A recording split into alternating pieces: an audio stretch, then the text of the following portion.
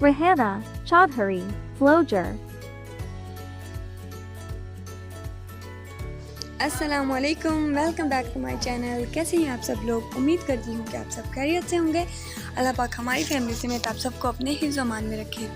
अल्लाह पाक बुरी नज़र, बुरी घड़ी और बुरे वक्त से बचाए, आमीन सुम आमीन। आज हम आपके साथ लेकर आए हैं यखनी बीफ पुलाव की रेसिपी। कैसे रेसिपी तैयार हुई, कैसा एक एक दाना खिला खिला और अलग-अलग बना, आप लोग क्या गलतियाँ करती हैं जिससे आपके चावल जुड़े जुड़े बनते हैं, तो इस व्लॉग ये व्लॉग आपके लिए बहुत हेल्पफुल होने वाला है। सबसे पहले हमने ले लिया बीफ, 3.5 kg हमने बीफ ले लिया। उसको हम डाल देंगे प्रेशर कुकर। जब हम उसको प्रेशर कुकर में डाल देंगे उसके बाद हम उसके अंदर ऐड करेंगे खड़े मसाले, लौंग, काली मिर्च, cinnamon स्टिक और बादियान का फूल, बड़ी इलायची, ये सब डाल के इसके अंदर ऐड करेंगे 2 टेबलस्पून उसके सॉल्ट के, वो ऐड करके उसके बाद ऐड करेंगे उसमें पानी।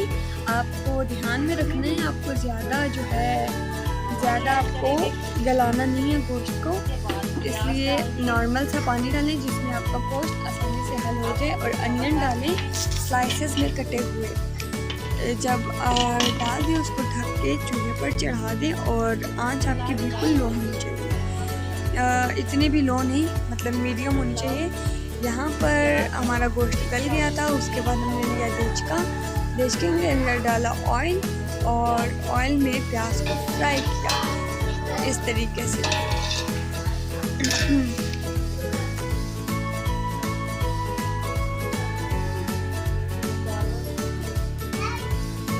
ये हमारे प्याज फ्राई होना शुरू हो गए। इस तरीके से अपना भी बचाव रखिएगा कि आप जल ना जाएं। यहाँ पर देखें जी, हमारे प्याज गोल्डन होना शुरू हो गए हैं। आपने इसके अंदर जिंजर गार्लिक का पेस्ट हमने इसके अंदर ऐड कर दिया है, देखिए इस तरीके से। अब हमने बीच में जिंजर गार्लिक को भी पकाना है ताकि उसकी भी जो मतलब स्मेल होती है, कच्चापन होता है, वो दूर हो जाए प्याज़ों के साथ ही। तो इस तरीके से साथ हिलाना है, नीचे भी लगने नहीं देना।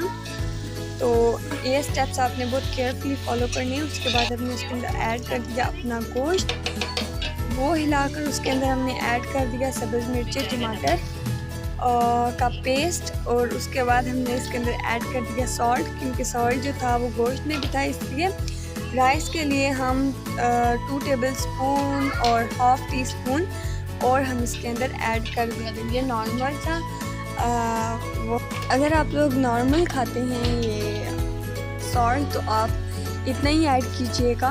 और साथ हमने डाल दिया coriander powder 2 tablespoon, red chilli flakes 2 tablespoon, और इसको फिर मिक्स कर लेंगे। उसके बाद हम इसके अंदर ऐड करेंगे मिक्स गरम मसाला ग्राइंड किया हुआ।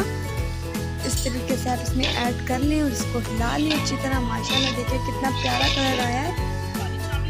और यहाँ पर जो हमारी यखनी थी उसके हिसाब से हम पानी ऐड कर देंगे इस तरीके से। ये पानी हमारा ऐड हो गया।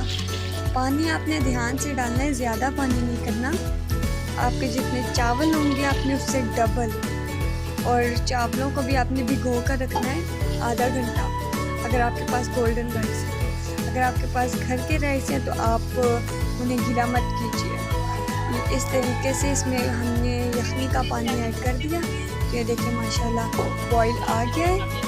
अब हम इसके अंदर ऐड कर देंगे अपने राइस जो कि हमने भिगो कर रखे थे आधा घंटे के लिए धूप में।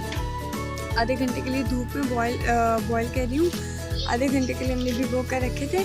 वो इस तरीके से आप ऐड कर लें इसमें। और ये स्टेप्स आप केयरफुली फॉलो कीजिएगा, क्योंकि यही स्टेप्स होती हैं नॉर्मल करने के लिए, नहीं तो आपके फॉलो करने के लिए, नहीं तो आपका राइस चिपक जाएगा। देखिए हमारा पानी खुश्क हो गया और माशाल्लाह जब इन चावलों में इतना पानी रह जाए तो आप इनको दम दे दीजिए। और दम भी ज़्यादा नहीं देना ताकि चावल टूट ना जाए हमारे। दम आपने देना है 10 से 15 मिनट। हमारा दम हो गया और आंच बिल्कुल मीडियम कर देनी। और माशाल्लाह देखिए हमारे राइस रेडी हो गई। एक एक दाना चावल का, एक एक दाना खिला खिला और एक एक दाने में टेस्ट, फ्लेवर, ये देखिए एक एक दाना अलहदा अलहदा। इस तरीके से आपके राइस रेडी हो जाएंगे। पानी का ध्यान दीजिएगा, पानी आपका नॉर्मल होना चाहिए और आपने ज़्यादा नहीं हिलाना। हिलाने का भी एक तरीका होता है, आपने ज़्यादा नहीं हिलाना। और इसमें ऐड कर दें, ज़्यादा नहीं, फूड कलर थोड़ा सा, 1-2 टेबल स्पून। और माशाल्लाह देखिए हमारे राइस रेडी हो गए। I hope you like this video. Kindly like, share, comment and don't forget to subscribe. मिलेंगे आपके साथ next video. Drop your feedback in the comment box. अल्लाह हाफिज़। Allah Hafiz.